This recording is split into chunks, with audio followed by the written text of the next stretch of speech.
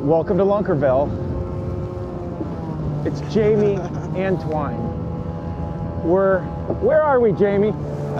St. Lawrence River right now. Okay, we're in the St. Lawrence River in this tiny little boat, Canada. It's fall. It's about 50 degrees. We're going to catch some fish. What are we going to go catch, Jamie? Smallmouth, largemouth, walleye, possibly some panfish. All of that. All right. Let's go to Lunkerville.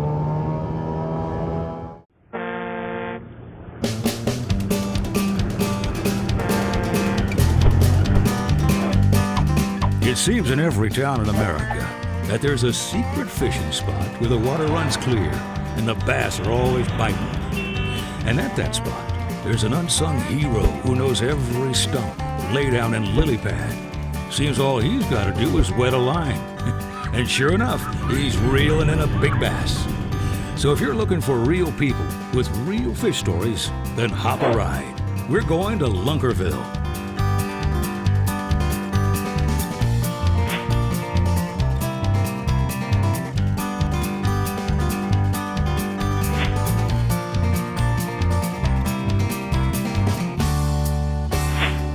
Hey everybody, welcome to the program. This week we're fishing with Jamie Antoine from Cornwall, Ontario.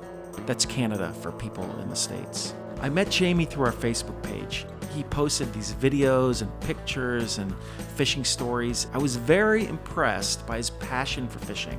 So I was like, Jamie, want to be on Lunkerville? And he's like, yeah man, let's go, let's do it. So here's the deal, it's cold. And we've just boarded one of the smallest boats I have ever seen. Don't forget, we have another person on the boat. Daryl, our cameraman, is sitting in the front. So when the three of us got on the boat, I thought it was going under. I mean, the boat was barely over the waterline. But hey, we're Lunkerville. We all can swim. We have insurance, and it's not that cold. So let's do it. Look, there's a ship in this river. We're in no river, this is the ocean. Wow. So this still is a real industrial byway here. Yeah, a lot of boats coming and going. Wow. I really didn't expect to see that. It's a beautiful fall day here. Beautiful. It could be a little warmer. I have to admit that when I saw that tanker, thoughts were running through my head. I was thinking, I wonder if this tanker is a small wake. No, not likely. I was thinking, I hope we're not exceeding the weight limit for this boat. Yes, we are. We totally are. Hey, I don't know how many times I've said on the show, you don't need a $30,000 bass boat to enjoy a day of fishing. I'm all about bare bones fishing.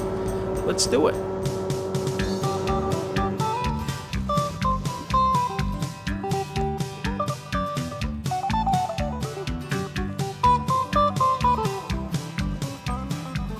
Where are we, Jamie? We're just at the mouth of the Salmon River. It goes from the St. Lawrence to Lake St. Francis. And then this would be one of the tributaries, the Salmon River. And we're just sitting at the mouth right now on the Quebec side. What's the strategy this time of year? Why are we in this precise place? There's a lot of drop-offs in different areas, and the smallmouth have been hanging off the ledges, and with a sunny day like today, they're more apt to come up those ledges and sit there to ambush bait fish. Okay, yeah, that sounds familiar. We did a show on the Hudson River where my guest, Stacy Z, the Lunker girl, took us out of the main part of the river and up this creek where the smallies were kind of coming up on a flat. Oh, okay. And we're feeding. So I like it. Okay. And what do you do? Who are you? Who is Jamie Antoine?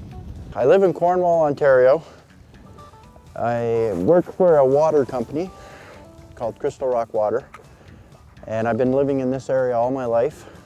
And I've fished St. Francis, St. Lawrence River all my life. And fortunate because as kids, we were able to spend our summers on the river.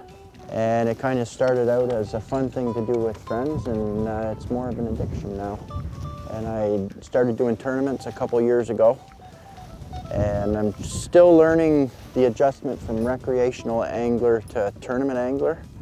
It's a completely different ball game from recreational angling. It is, I know.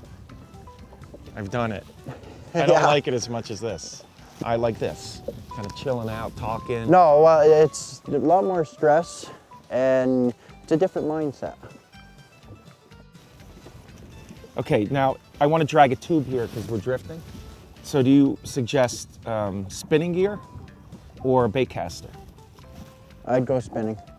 Now, if you were dragging a tube through weeds or maybe tossing it into heavy cover, bait caster definitely would be good because it gives you that extra torque.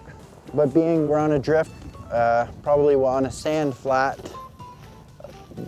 the finesse aspect of it would be, a spinning would be better. It'll give me more sensitivity? That's right. Okay. Lunkerville's presented by South Bend. Quality tackle since 1906. Also sponsored by Diet Mountain Dew. Diet tastes better on the mountain. Big Bite Baits, designed to bring the big bite to your line. Sunline, the strength to guarantee your confidence. Spro, America's best anglers designing the world's finest fishing tackle. BassResource.com, the ultimate bass fishing resource guide.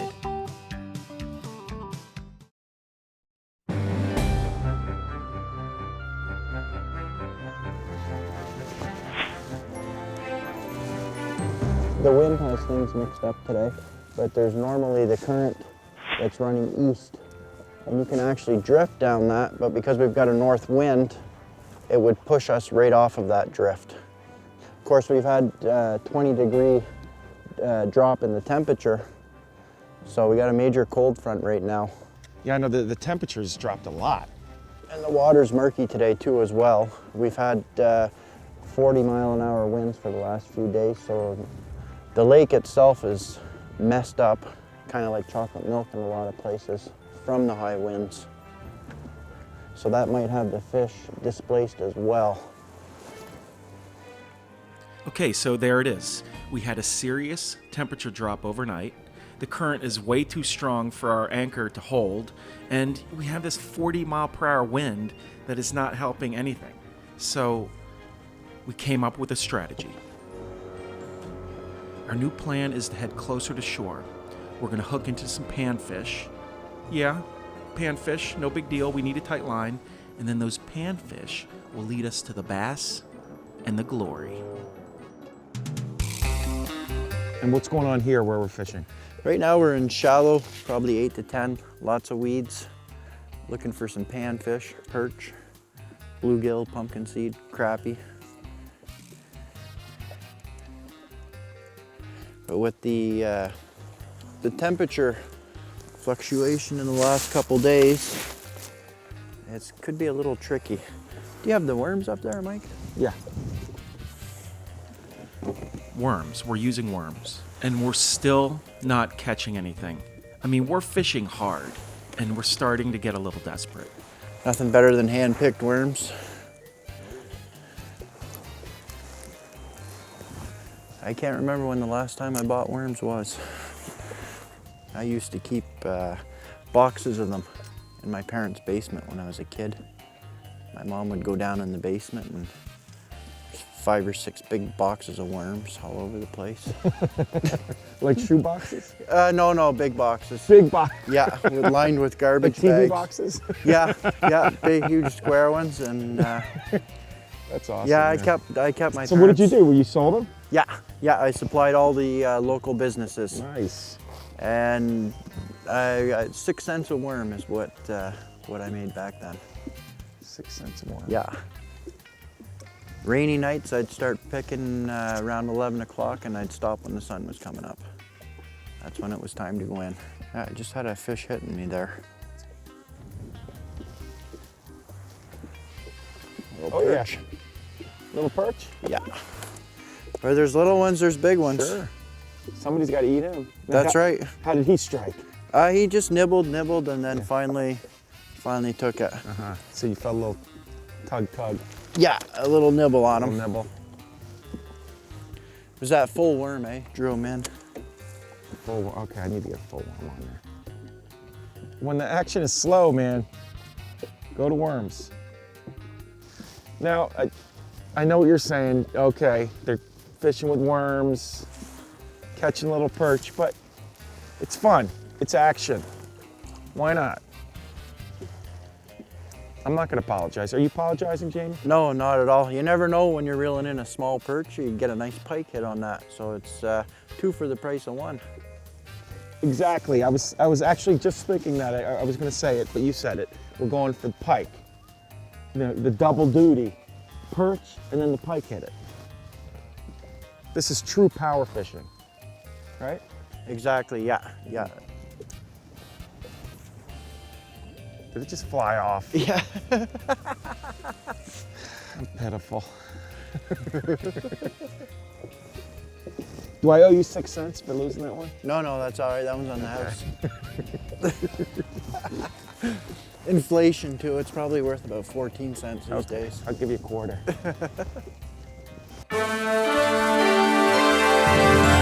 We have to interrupt this programming to give you a very important message from Lunkerville. Have you ever watched a fishing show and you think, I can do that?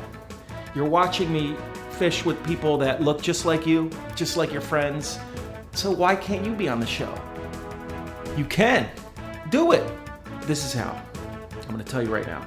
Go to our Facebook page, facebook.com/Lunkerville. Interact with other people there. Submit a video of you fishing. We especially like videos of tips. Yeah, you can just go in your backyard or your basement or your living room, turn on the video camera and record a tip. One of those little tips or tactics that you think are interesting, that have helped you with your fishing. Because my philosophy is anyone who has a passion for fishing has something to teach me. So teach me already. What are you waiting for?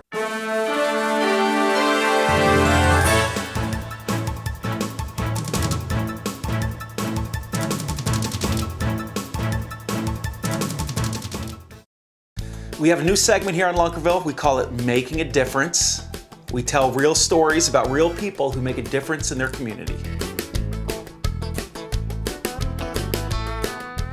Our inaugural segment is dedicated to the memory of Bob Conklin. Bob was a science teacher and avid fisherman, and his hard work and dedication to his community helped motivate the town of Riverhead, New York, to improve their local fisheries. Our story starts with the alewife. This little guy is small, but has a pretty big effect on our country's fisheries.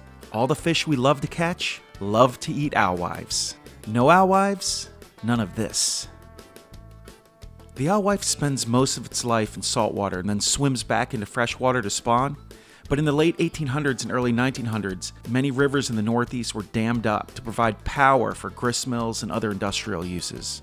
So these dams were cutting off many of the alewife's traditional migratory routes, and it caused some pretty drastic declines to the alewife population over the years. Bob Conklin realized that this was exactly what was happening in his own backyard in the town of Riverhead, New York. So over the course of many years, Bob rallied the people of his community and the local government to remedy this ecological mess by building a fish passage. I was recently in the town of Riverhead and spoke with a few of the people that helped Bob make a difference. Bob had such a passion for fishing and for the health of Grangeville Park and for the migration of the alewife. It was catching. He would bring his students from the middle school down to the park here in the springtime, and using nets, they would actually grab the fish and haul them over the dam. Maybe only 50 to 100 fish would be the number that they could actually get over the dam in the beginning. Now, Bob knew fish nets were not going to make a significant impact on the alewife population, so he sought out the help of environmental engineer Jim Miller. Jim's company has overseen major environmental cleanups and restoration all around the world. Jim, also an avid fisherman, quickly became a believer in Bob's mission and donated significant manpower and equipment to help install the next phase of the operation, an Alaskan steep pass. What's an Alaskan steep pass? Here's Jim to explain. The Alaskan Steep Pass is a device that's been invented to aid in the migration of salmon from saltwater to freshwater, and it was modified to aid in the migration of alewives across this dam, which is an elevation of 4 or 5 feet that they couldn't circumvent. So with the installation of the steep pass, alewives migrated up the Peconic River for the first time in 100 years. Although it was a great success, this Alaskan steep pass was a temporary structure that had to be put in and then taken out every spring. Fortunately, Bob's passion was contagious, and before you knew it, he had a movement. We were able to accumulate 100 people that would attend the meeting and show interest. The local citizens who remember the river and the park area when it was beautiful got together and started bringing it back. And it built a big enough base that town began to recognize that it was a force. They began to move it forward with DEC, the EPA, the Federal Fish and Wildlife, all began to recognize it as, wow, this is a real project. So as a result of years of dedicated planning and persistence by Bob, his neighbors, and the Riverhead town government, a full-scale and permanent rock ramp was incorporated into a massive construction project to revitalize Grand Chabelle Park and downtown Riverhead. This rock ramp is a nifty piece of engineering. It looks like natural rapids rather than something man-made, and will now pass American eels as well as the alewife. It's amazing what regular folks in government can do when they work together. It has reached a magnitude beyond our belief. We had fantasized that maybe some tens of thousands of fish could possibly migrate. We're now of the belief that it's hundreds of thousands, and as they migrate out into the bay and they become a primary foraging fish for the striped bass, the fluke, and the weakfish, those fish migrate out into the ocean. The sharks and the tuna fish will live and feed off of the bluefish. They'll be enhanced, and therefore it could actually impact the entire fisheries on the east coast of the United States. The impact of this fish race is enormous. That on a social side, it's brought people together so that they are looking after, they're now stewards of the park they put back together again. And in the ecological terms, it's allowed whole fisheries to begin to come back. This is true grassroots community activists. And it was just local guys that had a fisheries interest. So to Bob Conklin and all the hundreds of people who put their blood and sweat into this project, Lunkerville and the alewife, thank you for making a difference.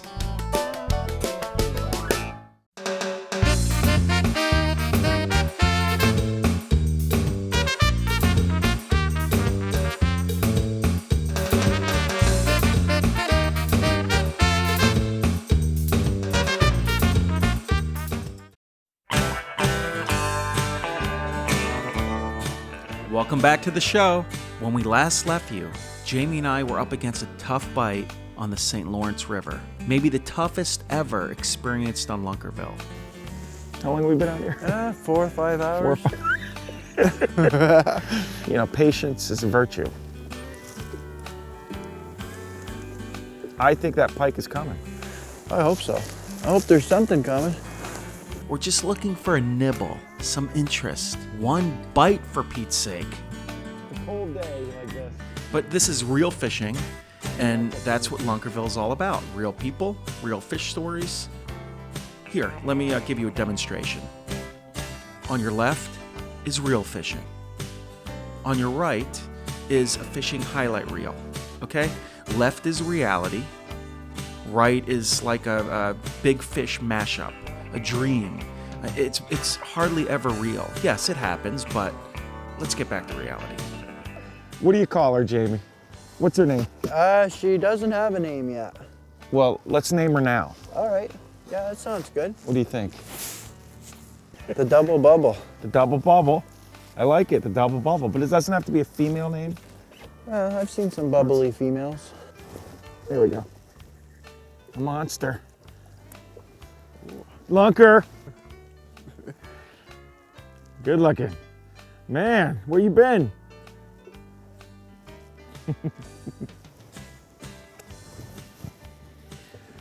on the board. There's action. Okay. I think it's I get the trend. We're I in a think it's trend bigger mode. than the other one I got. Yeah, and this is a pattern.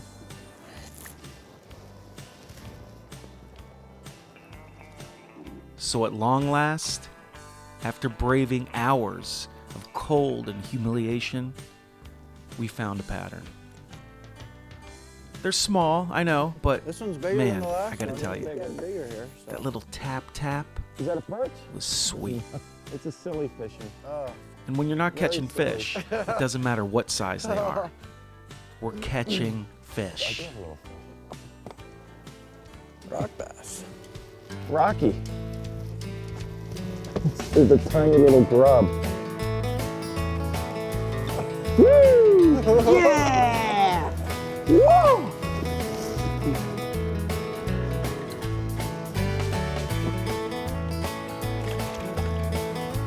Is that herring? Is that what you caught in there? That's the biggest one of the day. Wow. Look at us. We're having a great time. Now, fishing isn't always as hard as it was for us today.